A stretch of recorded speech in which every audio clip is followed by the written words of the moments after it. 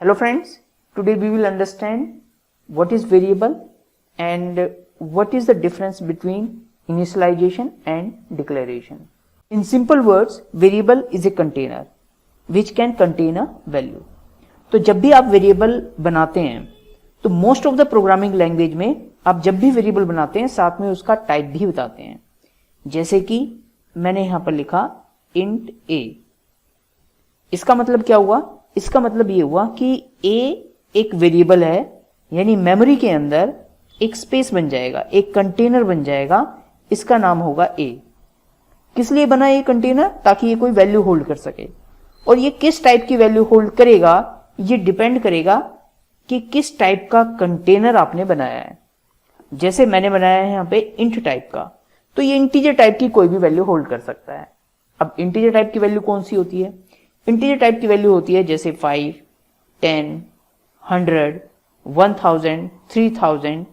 ये पॉइंट के अंदर नहीं होती, विदाउट पॉइंट होती हैं। तो ये हुआ हमारा वेरिएबल। अब देखिए वेरिएबल डिक्लेरेशन क्या है।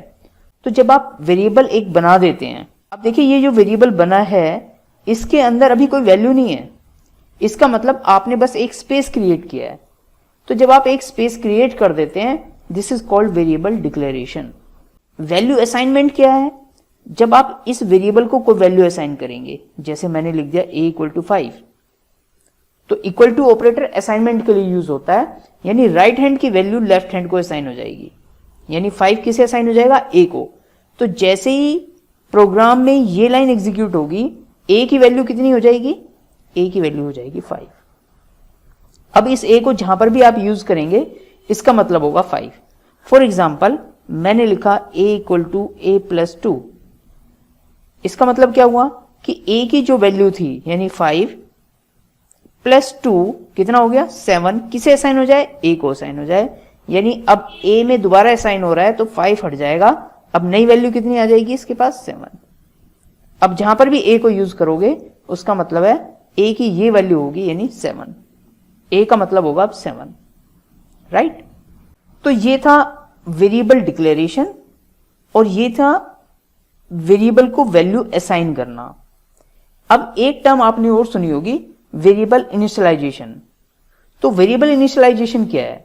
वेरिएबल इनिशियलाइजेशन है कि जब आप डिक्लेयर कर रहे हैं उसी वक्त अगर आप इसे वैल्यू भी दे दें तो ये हो जाएगा वेरिएबल इनिशियलाइजेशन। फॉर एग्जाम्पल मैं स्टेटमेंट को इस तरीके से भी लिख सकता था। मैंने यहीं पे लिख दिया a = 5। अब इससे क्या होगा? इससे जिस वक्त वेरिएबल बनेगा यानी मेमोरी के अंदर ये कंटेनर बनेगा, ये स्पेस बनेगा, उसी वक्त इसकी वैल्यू भी आ जाएगी, राइट?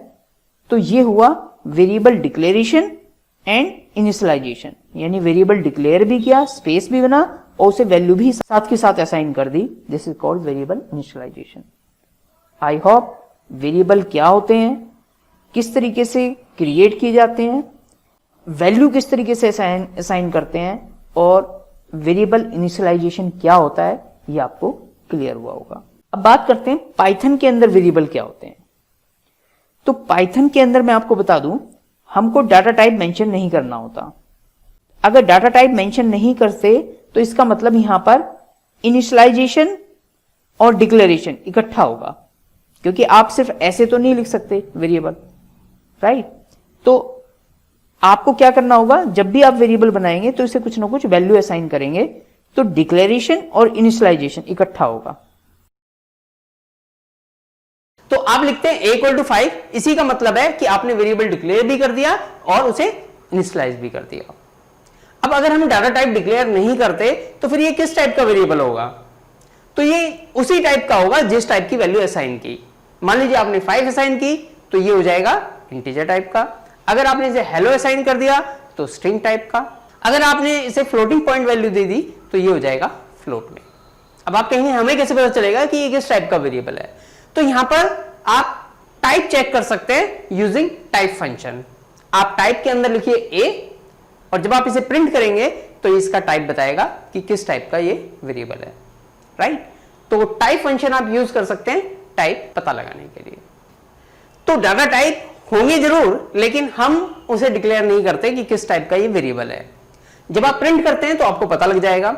जब आप प्रिंट करेंगे तो आप देखेंगे different kinds of data type हो सकते हैं, जैसे नंबर के अंदर हो सकता है इंट, फ्लोट और लॉन्ग। इसके अलावा स्ट्रिंग हो सकता है, str से इंडिकेट होगा।